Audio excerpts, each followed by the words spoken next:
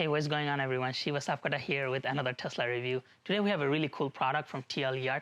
This is a fridge for Tesla Model Y. This fits on the side compartment here really seamlessly, so you wouldn't be able to tell that that fridge didn't come with the car.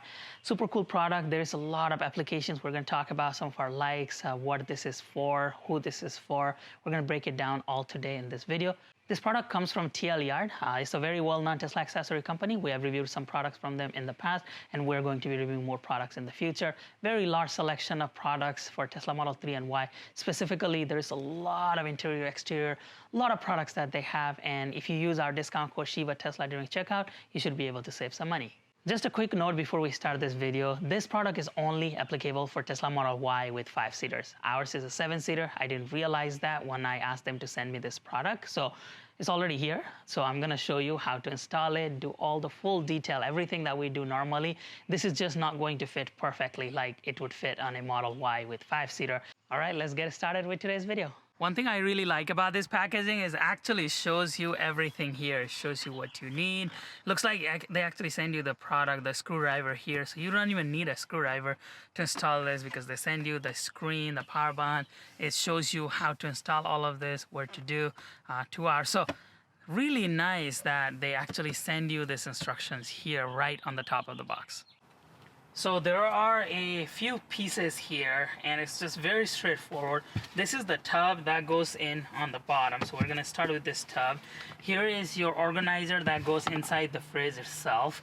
And then they send you a little microfiber towel. They send you the tool. There's some long screws that we're going to connect this top piece with the bottom panel. And then some short ones that we're gonna use to secure the hinges here. They send you a Phillips head screwdriver. And then here's the user's manual. Now, as I said earlier, this is not applicable for a Model Y with 7-seater. That's what we have here. So our compartment here is a bit smaller compared to a 5-seater Model Y, which I was not aware until I started playing with this thing and I talked to TLER. So ours doesn't fit here. So what I'm gonna do is I'm going to show you how to install it outside. Same process. If you have a 5-seater, just keep this side. This side is the smaller, kind of a shorter side, and then you just slide this in here. So once you slide it in, remove this, slide it in, it goes into the deep pocket. Then it will kind of balance it out here. So then after that, imagine this is inside here. That's what you will be just sliding this in. Then you are going to grab your compressor and you are going to fit this inside here. So first, this bucket is underneath here in that compartment. Now you are going to have to slide this in. Before you do that, make sure you plug this 12-volt inlet to the outlet here. So just pop this out and then you just plug this in. As soon as you plug this in, this fridge is gonna start. So you will know that you have power here. So do that before you slide this in. But once you plug this in, then you can go ahead and slide it. As you can see, ours doesn't fit because our compartment is very small. So let me show you how to do this outside. Now you can imagine this is in the bottom. You grab this fridge here and you just set this on top. There is a notch on the back. Let me show you how that looks like. So there is this notch here and you are just going to slide it in. And that's how it fits here, and this is a seamless design. It's a pretty tall fridge because there is a lot of space on a 5-seater Model Y here in the compartment. So this all goes somewhere down, this just sticks out. Now after you do that, we just take this longer screws that you have and you just put it on this hole in the very, very middle here. There is a hole in the very middle. You just put this in and you use the screwdriver that they sent to secure this in place. So super easy. You just use the screwdriver here and secure this in place. Put this all the way through. Do the same thing on the other side here and secure this. There are only 2 screws securing this whole unit in the front. And then you must do this before you put the door hinge, otherwise you will not be able to do that. So now you can go ahead and secure both of this here. At that point, since we already have the security in place in the back using the bracket, this is fully secured. It's not going to come out because you are putting these 2 screws to secure this in place.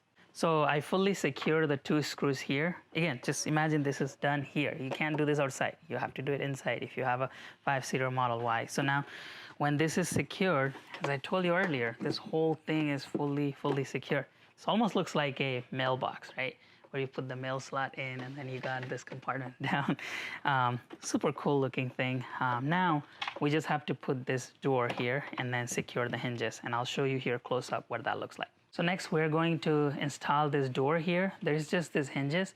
If they came in like this for you, just flip them over. And then you can't get this wrong because there's only one way this is going to go. You can't put it like this because this is the front anyway. So the only orientation this will go in is like this. And then you put these hinges here and then you insert it to this slots here.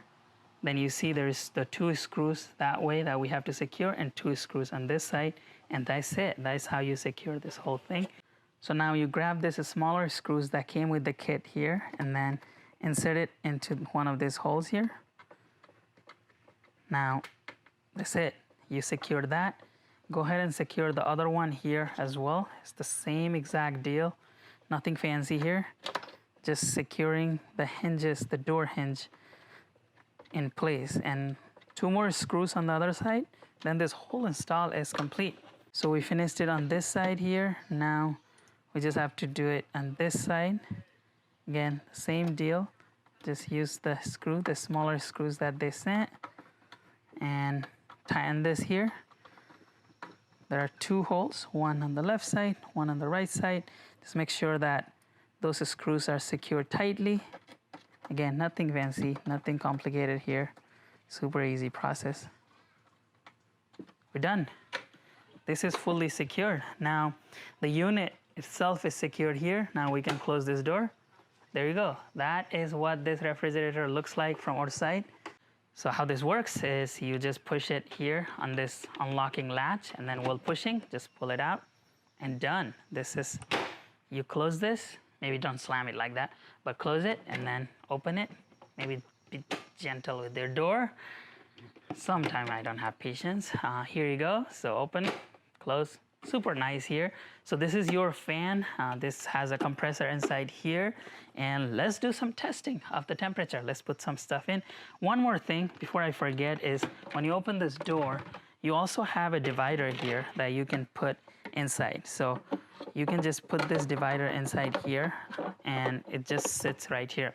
They told me that the bottom section is where you wanna refrigerate things. So fresh fruits, vegetables, things that you don't mind putting it at 35 degrees to 68 degrees. This top one here are the things that you want from 23 degrees to 40 degrees. So if you want the cooler stuff here, a little bit of warmer if you don't mind putting fresh fruits on the bottom one, you can do that. It's almost like a compartment system because the compressor is here. This area is gonna be a lot colder than the area bottom below. So anything that you want to keep it cold, put it here. So this is how the whole operation works. After you plug this in, you have to press and hold on this power button for a few seconds and you'll see the display turn on. It is saying 77 degrees right now, which is the outside temperature. You can set this temperature to whatever you want, and then that's when the temperature will go to that level. Now, if you want to decrease this, if you want to go to, let's say I want this to go all the way down to 37, all right, or 36, then you just do that. That's it. You just hit this plus and minus to adjust the temperature. You let that be at 36, and then you just let it sit for a couple of seconds. It'll flash. Now, what this refrigerator is going to do is it's going to cool the interior to 36 degrees on its own. So it's super easy, whatever you want to set it. Now, if you want to set a default setting, there's a bunch of settings in the owner's manual. You can look at what each of these parameters mean. E1 all the way to F4, what parameters mean. Minimal control, maximum control, startup temperature, return difference. When you start up, if you want to make it super quick, you can do that. Protection time. There's a whole bunch of things here on this manual. If you want me to go through each and every one of this and what it means, please let me know, and then I'll make a follow-up video for you all on what this does. But the main one that you need to know about is, of course, changing this temperature parameters, right? So that's what it does. Another thing that is you need to know, that's the main thing for me, was that to change between the Fahrenheit and Celsius is when I need to put this into a settings menu. That is also where you can do all kinds of settings. And to get into the settings menu, you just have to press and hold onto these 2 buttons at the same time. So when you press and hold onto this button for the same time, this set icon appears. Now you can go ahead and set it. So E1, E2, E3, E4, go through different settings. F4 is your Celsius versus Fahrenheit. So if you press that, this becomes Celsius, that becomes Fahrenheit. So that's how you change the unit super easily here by going into the settings by pressing up and down arrow. And now, as you can hear, there's the noise coming out. That means the compressor is turning on, the fan is on. Now fridge is going to try to get us down to 36 degrees. I believe that's what we are set it. So 36 Fahrenheit. Now it is starting to cool and we can hear the compressor going, and there is a sign right here that means it is cooling. So let's give it about 20-ish minutes and then let's see where we're at. I'm gonna put a timer and I'll let you know what the progress look like. I also have an infrared temperature gun here. We're gonna do some temperature testing to see how well calibrated this thing is with the inside.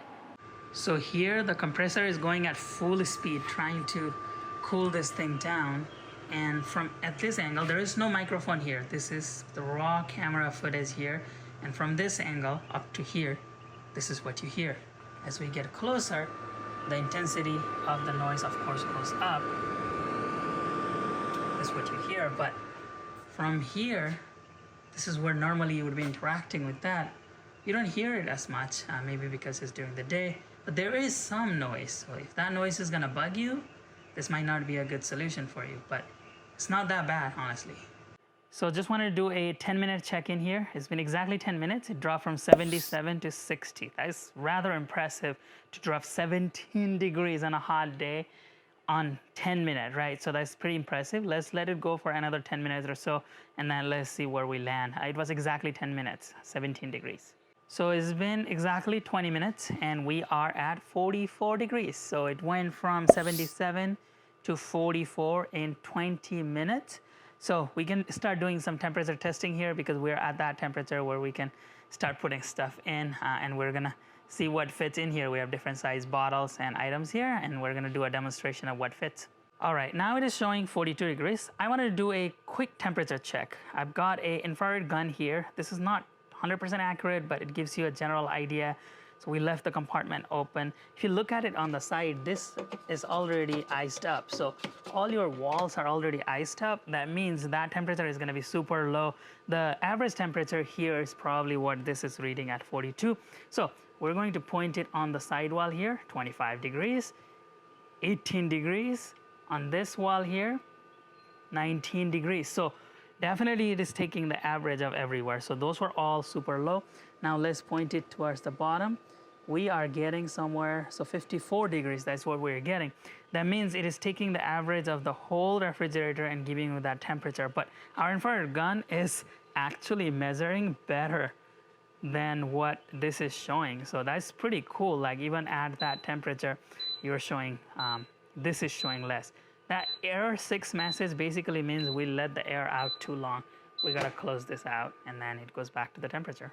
So giving you the glimpse of the inside here, as you can see, this is pretty frozen everywhere on those walls. The bottom walls are not, but the top ones, I mean, this is good. This is 42 degrees reading out here, but this is definitely much, much lower than 42 degrees as it is icing here. So that's pretty cool. You can visually see that this compressor is doing its job. So we reached 40 degrees in 25 minutes, which is impressive, going from 77 to 40 in 25 minutes. Now we're gonna put some veggies inside to show you how much space we're really talking about here. As you can see, that's a pretty deep well there. That asparagus bunch is a pretty long bunch here, and that easily fits on the bottom compartment. And there is still plenty of space left over, as you can see, for more stuff to fit in there. So that's a pretty large compartment right there. We have got multiple items. You got a stick of butter, there's some tofu, there's some carrots, there's asparagus, so it fits a lot of stuff down there. Now we are going to put this divider here, the compartment, then we are able to put anything. So this is a Gatorade bottle. This is 28 ounces, and it fits horizontally here. It does not fit this way on the top. So this is tad short for that, but horizontally this fits here. Let me see if the water bottle fits. So the water bottle actually fits horizontally here. So even if you put it at the corner here, the water bottle actually fits. If you put it here, for sure it fits right there perfectly. It does not fit standing up. This is your regular can. This is a 12 ounces, and of course, this fits nice and easy. And this one is your 7 ounces, so of course the 7 ounce is going to fit really nicely here. So you got this, you got water bottle, you can put this in here and still make it fit in there, and then you can still close this. So you can actually fit a lot of stuff here. Even if you play some Tetris, you'll be able to organize this super easily. And when you're going camping, look at that, there's still so much space down there. So let me see what else we can fit down here. This Gator bottle. Okay, even with all this stuff, the Gator bottle went in. Let's throw in all of this in here. Where did the water go? Okay. As you can see, I'm violently throwing in everything in here. And even with that, you still got space to put more stuff. So let's take this out. So a gallon of milk, unfortunately, does not fit here. I think this is the door. And if you want to squeeze it in, maybe, but nah. Unfortunately, milk gallon or orange juice, things like that in a 1 gallon is not going to fit here. Even though it didn't fit in our compartment here, we couldn't show you the fit of it. We showed you the videos from TLER showing you the fit of it. There's other videos in YouTube probably that shows you the fit. And their website has a lot of pictures and videos where you can check for reference. But we showed you everything else. We showed you how to install it. We showed you what the temperatures looks like, what it fits inside. As I said, it's a large unit, 3-gallon unit, which is a 15-liter unit, and it fits a lot. We were able to fit all of this in there. There are a lot of use cases for this fridge. For example, main one for me is that if it fit in my system, this is going back to TLER, but if it fit in my system, what I would do is going to grocery shopping. If I buy frozen items, if I buy things that need to be refrigerated, then I'm always rushing back home, especially in this heat that, oh no, it's gonna go bad if I go somewhere, take a bite, go to a restaurant. I can't do that because I have to run back home, put all that stuff in the freezer, then go out for a bite. Now I don't have to worry about that because you could just plug this in, put all of that item inside your refrigerator, go wherever you need to go, and it will stay fresh. One thing you need to do is go to your safety and security and turn on the Sentry mode. That will allow you to keep the battery awake. So the 12-volt battery will stay awake if you turn on the dash cam and Sentry mode, because for those features, the battery always needs to be awake. That means this is going to work as well because the circuit is going to be open. If you don't have that, then when you close your car and then go somewhere, when the car goes to sleep, this thing is going to go to sleep too. So just be careful. If you plan on using that for a continuous period of time, turn on the Sentry mode. The battery drain, I wouldn't worry about it. I can't guarantee you, but just based on what I saw, it's a 45-watt unit, very, very small battery draw unit, and they say that it uses less than like 3 kilowatt-hour per day. So it's a very minor battery draw unit, and we didn't have any issues. We plugged it in for like an hour earlier today, and no issues with the battery. The batteries are still fine. But if you are worried about the battery draw, then you can unplug the unit or maybe put some kind of a battery cutoff. I believe this system might have an intelligent system where it would cut off at some point and it won't. Another thing to bring up on that same subject is that once this reaches the temperature, the compressor just turns off. So it is not constantly going and draining your battery. If it maintains at that 35 degrees, let's say, it is only gonna turn on, the compressor is only gonna turn on when it goes to 38, 39, 40, then it will try to bring it down. But once that reaches the temperature, it's like your fridge.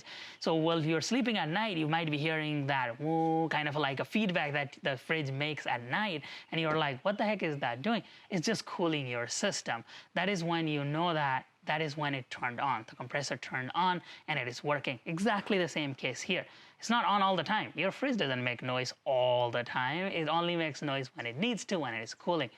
Exact same case here. So it's a very efficient system based on what I have seen, what I have read online, and all the reviews of this unit based on the parameters that the manufacturer gave me. It's a really nice, efficient unit with a lot of use cases. Camping, that's being the biggest use case for this. If you're going out camping, you want to keep your eggs or other products, dairy products, fresh. Here you go. Now you don't have to worry about it. And this is not a unit that you have to take a cooler in the front or somewhere, put ice. You don't have to worry about none of that. You just leave this here, forget about it.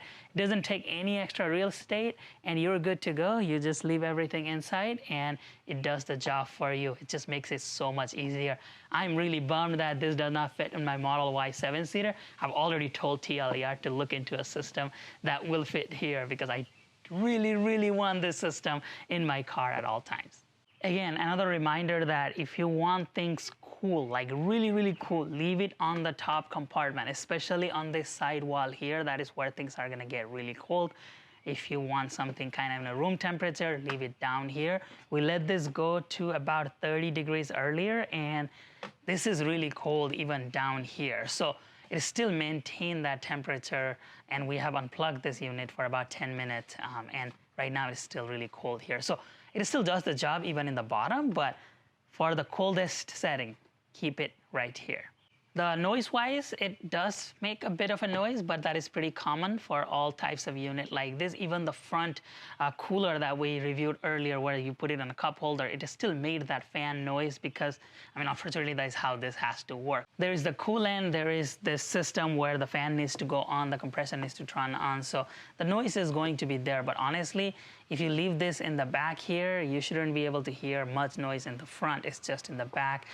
When you're trying to sleep at night, maybe it is going to make that noise if it's a hot day and it's constantly working hard to cool this down. But once it cools to that temperature, it shouldn't keep going on and on and on. It should kind of stay at that temperature and maintain that temperature, almost like your thermostat.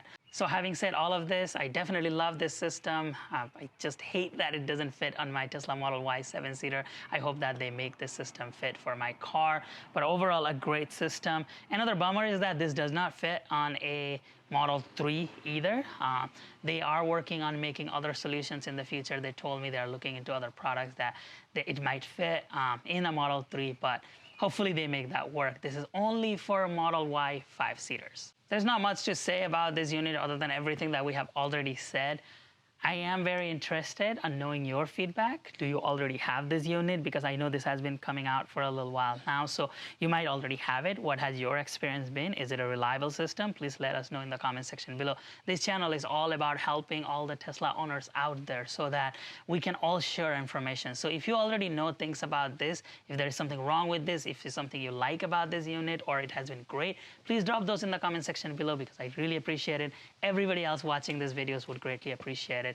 If you have any questions, please drop those in the comment section below. If I have an answer, I'll let you know. If not, TLER is monitoring this comment section. They might be able to answer your questions, or other Tesla owners who have had that same question answered before, they will probably be able to answer that as well. Thank you very much for continuously supporting our channel. Please give this video a thumbs up. Subscribe to the channel if you haven't already done so. Engage with our videos.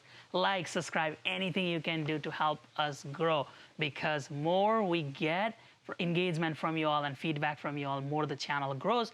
More products like this are going to come to the channel. We're going to be showcasing a lot more product. We have about 20 Tesla accessories, I believe, that we have to review here in June. So there's a lot of products coming. Stay tuned for all of this video. Thank you very much.